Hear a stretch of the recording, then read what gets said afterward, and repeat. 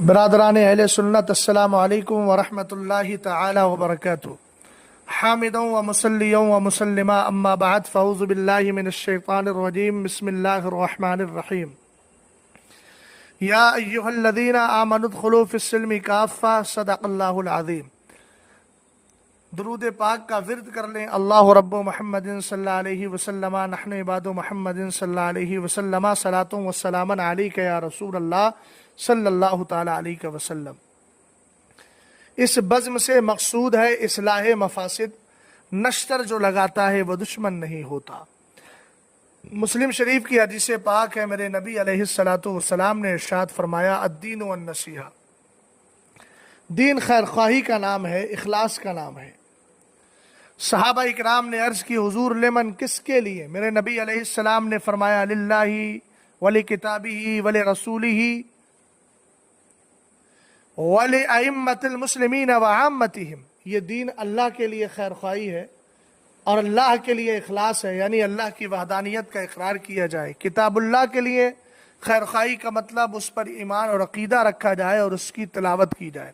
رسول اللہ کے لیے حضور علیہ الصلوۃ والسلام جو کچھ لے کر کے آئے ہیں اس سب کو سچے دل سے مانا جائے۔ امام اہل سنت فرماتے ہیں، ایمان کہتے ہیں حضور کو ہر چیز میں، ہر بات میں سچا ماننا اور آپ کی صداقت کو دل سے تسلیم کرنا۔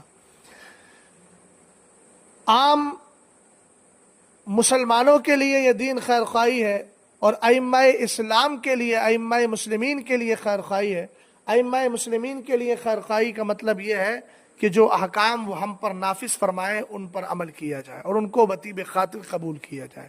عام مومنین کے لیے خیر خواہی کا مطلب یہ ہے کہ ہم ان کے لیے دین کے حکام، دین اور شریعت کے پیغامات ان تک پہنچائیں اور ہم خود بھی ایسا کردار پیش کریں کہ ہمارے کردار سے کبھی بھی ان کے نظریے، ان کے عقیدے اور ان کی فکر میں کوئی بھی فساد اور گڑبڑی پیدا نہ ہو۔ بڑے افسوس کی بات ہے کہ جماعت اہل سنت کے زبردست خطیب، افکار رضا کے پاسبان، مسلک اعلی حضرت کی ترویجات میں شب و روز گزارنے والے، قابل قدر، قابل تعظیم سید زادے حضرت سید مظفر شاہ صاحب قبلہ، جن سے ہمیں اور ہمیں ہی نہیں جماعت اہل سنت کو محبت رہی ہے اور قابل تعظیم وہ آج بھی ہیں اپنی سیادت کی بنیاد پر، یہ جملے اخلاص پر مبنی ہیں۔ الحمدللہ، نہ مجھے کسی سے کوئی لالچ ہے، نہ کوئی خوف ہے اور نہ ہی کسی اگلے مقصد کی حصول یابی کا کوئی ارادہ ہے۔ میں جو کچھ بول رہا ہوں اپنے مرشد کی روش کو اختیار کرتے ہوئے حق گوئی کر رہا ہوں۔ یقیناً سید مظفر شاہ صاحب نے جب عرفان مشہدی صاحب کے تعلق سے اسلامی نظریے کو سامنے رکھ کر کے مضبوط موقف اختیار کیا، ہمیں خوشی ہوئی۔ مفتی اکمل صاحب، جنہوں نے سرکار تاج الشریعہ نور اللہ مرقدہ کے ایک پاکیزہ شعر پر اعتراض کیا، اس وقت آپ سامنے آئے اور آپ نے فکر رضا کی اور تاج الشریعہ کے قول کی تصویب اور درستگی پر اپنا بیان دیا، ہمیں خوشی ہوئی۔ ایسے بہت سارے مواقع ہیں جس پر آپ نے جماعت اہل سنت کا دفاع بھی کیا ہے اور اس کام کو آپ کرتے چلے آئے، مگر حیرت اس بات پر ہے کہ جو زندگی کا وافر حصہ مسلک اعلی حضرت، جس کی پہچان تسلب ہے اور بدعقیدہ لوگوں کے لیے تشدد یا شدت ہے، یا اگرچہ باب تفاعل سے میں نے استعمال کیا ہے لیکن یہ اسی ثلاثی مجرد ہی کے معنی میں ہے، مزید فی کے معنی میں نہیں ہے۔ دشمن احمد پہ شدت کی دیے، یہ جو مسلک اعلی حضرت کی پہچان ہے اور اس کو آپ نے ایک زمانے تک باقی رکھا، اچانک آپ کا یو ٹرن لے لینا اور ایسے وہابیہ اور وہابیوں کے دیابنا کے پیشواؤں کی محفل میں اچانک چلے جانا، کہ جو طواغیت اربع شیاطین اربع کے کفریات پر مطلع ہو کر کے بھی ان کو کافر نہیں، اپنا پیشوا اپنا امام مانتے ہیں، یقیناً شاہ صاحب یہ قابل تکلیف اور باعث درد و الم، سبب رنج و غم ہے۔ ہمیں آپ کی تعظیم و تکریم سے حاشا وکلا ذرہ برابر بھی مفر نہیں ہے۔ ہم نے اعلیٰ حضرت امام اہل سنت رضی اللہ تعالیٰ عنہ کو پڑھا ہے کہ امام اہل سنت خود فرماتے ہیں سادات کی تعظیم فرض ہے اور ان کی توہین حرام ہے۔ یہ آپ تک جو پیغام پہنچا رہے ہیں اس میں ہرگز آپ کی توہین مقصود نہیں ہے، بلکہ خیرخواہی کے طور پر آپ سے چند جملے عرض کرنا ہے۔ اب آپ کو یہ بتانے کی ضرورت نہیں ہے کہ سرور کائنات صلی اللہ تعالیٰ علیہ وسلم نے ارشاد فرمایا فلا تواکلوہم ولا تشاربوہم ولا تجالسوہم۔ یہ مجالست کیسی ہے، اس کا حکم شرع کیا ہے، یہ آپ سب جانتے ہیں۔ فلا تقعد بعد الذکر مع القوم الظالمین، آیت کریمہ کیا بتا رہی ہے یہ آپ اچھی طرح جانتے ہیں۔ رسول کریم صلی اللہ علیہ وسلم نے خود فرمایا اذا رأیتم صاحب بدعۃ فاقفروا فی وجہہ فإن اللہ تعالی یبغض کل مبتدع۔ سرور کائنات صلی اللہ تعالی علیہ وسلم نے ارشاد فرمایا اگر تمہیں کوئی بدعتی نظر آ جائے، جانا تو بہت بڑا مسئلہ ہے، اگر سامنے سے کوئی نظر آ جائے تو اس کے ساتھ سختی سے پیش آؤ، چونکہ اللہ تعالی رب قدیر بدعتیوں کو پسند نہیں فرماتا ہے، اس کو بدعتی افراد قطعاً پسند نہیں ہے۔ تو آپ کا طرز جو رہا اب بھی یہی ہونا چاہیے تھا کہ آپ ایسوں کے بیچ نہ جاتے جن کی گستاخیاں مشہور ہیں، جو کبھی نصف عام بن ناسیہ پر اعتراض کرتے ہیں، اور اگر کوئی یہ کہے کہ صاحب انہوں نے رجوع کر لیا ہے تو رجوع اس توہین سے کیا ہے، مگر اشرف علی تھانوی جیسے گستاخان رسول کی تکفیر پر تو قول نہیں کیا ہے، ان کو تو آج بھی اپنا پیشوا مانتے ہیں۔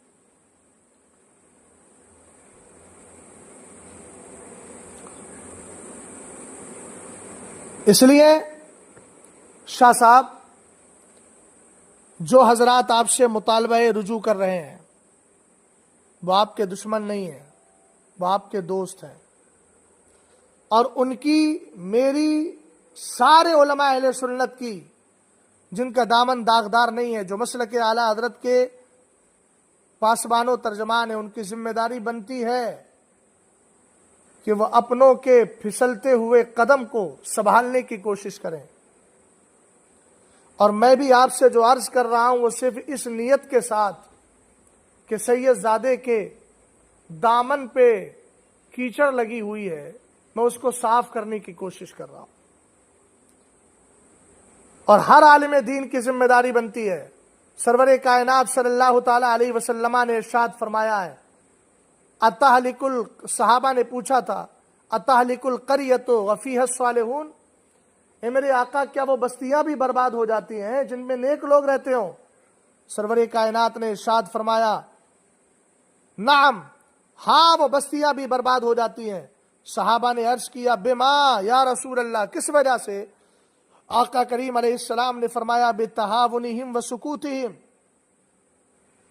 ان کی سستی اور ان کی خاموشی کی بنیاد پر۔ تو جو حضرات مجھ جیسے افراد کی کلپوں کو سننے کے بعد طرح طرح کے مشورے دیتے ہیں کہ شاہ صاحب کی خدمات کو دیکھنا چاہیے، فلاں صاحب کی خدمات کو دیکھنا چاہیے، بلا شبہ ہمیں خدمات کا اعتراف ہے، ہم نے کیا ہے، لیکن یاد رہے نتیجہ ہمیشہ ادون کے تابع ہوتا ہے۔ اگر ایک آدمی 20,000 خدمات انجام دے رہا ہے اور کوئی ایک کام خلاف شرع اگر کر رہا ہے تو اس سے مواخذہ کرنا یہ شریعت کا مطالبہ ہے، اور اس کو آپ دور صحابہ سے دیکھتے چلے آئیں گے، آپ کو یہ ساری چیزیں مل جائیں گی۔ رسول کریم صلی اللہ تعالی علیہ وسلم کی اس حدیث کو مطمع نظر رکھیں، اور میں یہ عرض کروں گا کہ ایک نہیں، جماعت اہل سنت کے بے شمار حضرات کو اٹھ کر کے مطالبہ کرنا چاہیے، یہ ہمارا اپنا حق ہے۔ ہم اپنے کسی بندے کو کسی دوسرے پالے میں جاتے ہوئے ہرگز برداشت نہیں کر سکتے ہیں۔ سرور کائنات صلی اللہ تعالی علیہ وسلم نے ارشاد فرمایا ہے، یہ وہ لوگ سنیں جو دنیاوی مفاد کی خاطر، کسی کے سب و شتم کی خاطر حق بولنے سے خاموش رہتے ہیں۔ تو سنیں، حدیث پاک میں ملتا ہے، والذی نفسی بیدی لیخرجن من امتی من قبورہم فی صورت القردۃ والخنازیر بمداہنتہم فی المعاصی وکفہم عن النہی وہم یستطیعون۔ سرور کائنات صلی اللہ تعالی علیہ وسلم نے ارشاد فرمایا، مجھے اپنے رب کی قسم ہے، یقیناً میری امت میں کچھ لوگ اپنی قبروں سے ایسے بھی اٹھیں گے جن کی شکلیں بندروں اور خنزیروں کی ہوں گی۔ میرے آقا کیوں؟ فرمایا بمداہنتہم فی المعاصی، وہ گناہوں کے اندر مداہنت سے کام لیں گے، دونوں طرف کی دھپلی بجاتے نظر آئیں گے، اور اپنی فکر کو، اپنے سوال کو، اپنے ذہن و دماغ میں آنے والے خیالات کو اس لیے چھپائیں گے کہ فلاں راضی ہو جائے، فلاں ناراض نہ ہو جائے، فلاں کو راضی کیا جائے، ہر طرف کی جو ہے وہ ہر طرف سے فائدے اٹھائے جائیں۔ وَكَفِّهِمْ عَنِ النَّهْيِ، اور وہ برائی سے روکنے میں کوتاہی برتیں گے۔ وَهُمْ يَسْتَطِيعُونَ، جبکہ ان کو طاقت ہوگی کہ وہ روک سکتے تھے پھر بھی نہیں روکا۔ سرور کائنات صلی اللہ تعالی علیہ وسلم نے اس لیے ارشاد فرمایا کہ ایسے لوگ اپنی قبروں سے خنزیر اور بندروں کی شکل میں اٹھیں گے۔ اس لیے جو حضرات بھی ہیں، کسی کا بھی قدم اگر بہکتا ہے تو ہمیں اس کے بارے میں ادباً اس سے گزارش کرنا چاہیے۔ سرکار تاج الشریعہ نور اللہ مرقدہ نے ایک مقام پر ارشاد فرمایا تھا، مسلک اعلیٰ حضرت معیار ہے، اس معیار کو سامنے رکھ کر پہلے مجھے چیک کرو، علماء اہل سنت کو چیک کرو، سارے لوگوں کو چیک کرو، فرمایا میرے خاندان کو بھی چیک کرو، جو اس مسلک کے مطابق ہو اس کو اختیار کرو، اس کو چنو، اور جو اس مسلک سے ہٹا ہوا ہو اس کو ایسے نکال کے باہر کر دو جیسے دودھ سے مکھی کو نکال کے باہر کر دیا جاتا ہے۔ شاہ صاحب، آپ سے بہت برجستہ گزارش ہے کہ جو حضرات آپ سے مطالبہ کر رہے ہیں وہ آپ کے خیر خواہ ہیں، دشمن نہیں ہیں۔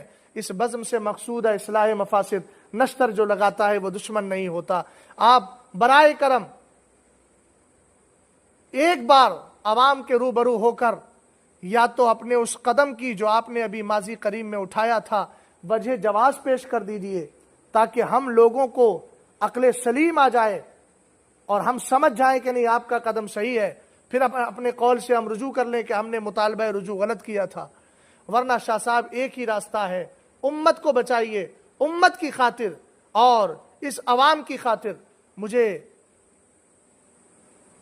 یہ کہتے ہوئے کوئی فکر نہیں ہو رہی ہے، نہ کوئی غم ہو رہا ہے، بس میں آپ سے امت کی خاطر مطالبہ کر رہا ہوں کہ ایک بار آ کر آپ خدا را ان حالات کو سنبھالنے کی کوشش کریں۔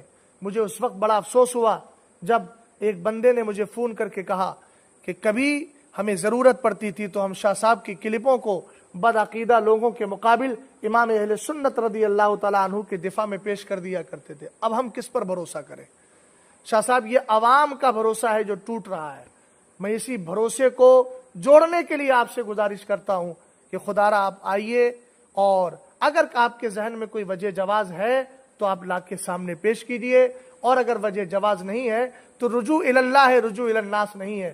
اللہ تعالیٰ مجھے اور آپ کو سب کو مسلک اعلیٰ حضرت کی سچی پکی ترجمانی کرنے کی توفیق عطا فرمائے۔